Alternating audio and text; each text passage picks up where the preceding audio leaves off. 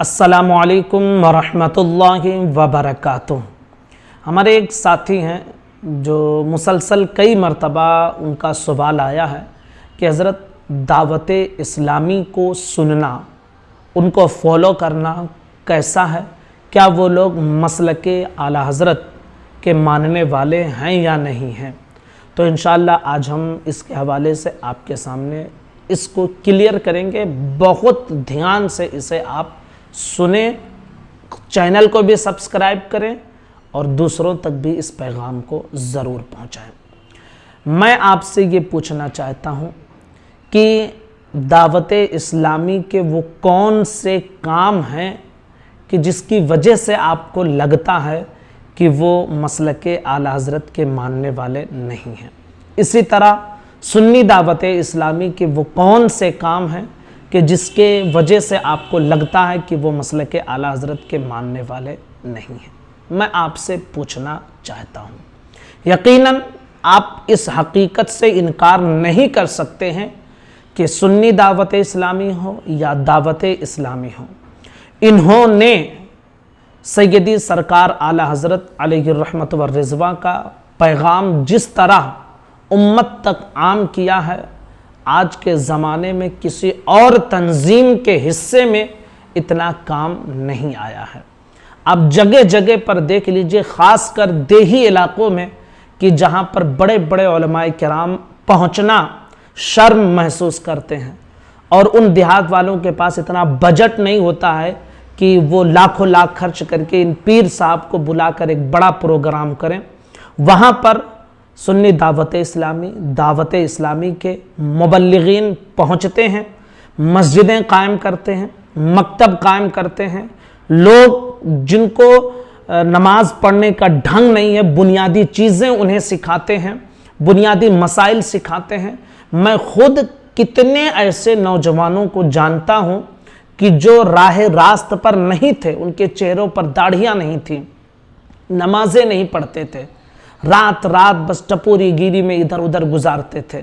लेकिन इन तहरीकों, इन तंजीमों से जुड़ने के बाद आज अल्हम्दुलिल्लाह, जब वो एक वक्त वो था कि अपने सर पर वो टोपी लगाना शर्म महसूस करते थे, लेकिन आज वो फ़ख्र के साथ सुन्नत रसूल अमामे को अपने सर पर सजाए रहते हैं। वो लिबास, कुर्ता पैजामा, जुब्बा जिसे पहनकर वो चलना गवारा नहीं करते थे, आज उनका रेगुलर वाला लिबास वही हो चुका है।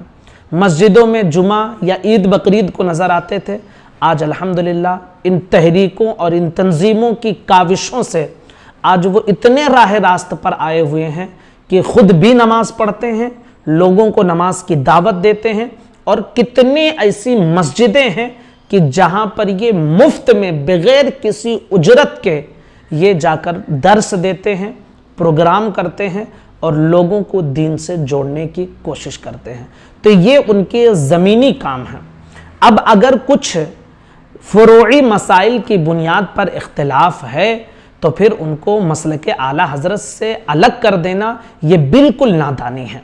अब ज़रा सोचें, लोग कहते हैं कि जो है दावत इस्लामी वाले पहले वीडियो के ख़िलाफ़ थे, अब वो वीडियो बनाकर गुमराह हो गए हैं, न जाने क्या क्या हो गए हैं। भाई, हालात के हिसाब से अगर अपने अंदर चेंजिंग नहीं पैदा करेंगे ना, तो फिर वही हालात पैदा होंगे जो सल्तनत उस्मानिया के साथ हुए हैं। सल्तनत उस्मानिया जानते हैं कितने 100 सालों तक उन्होंने हुकूमत की है,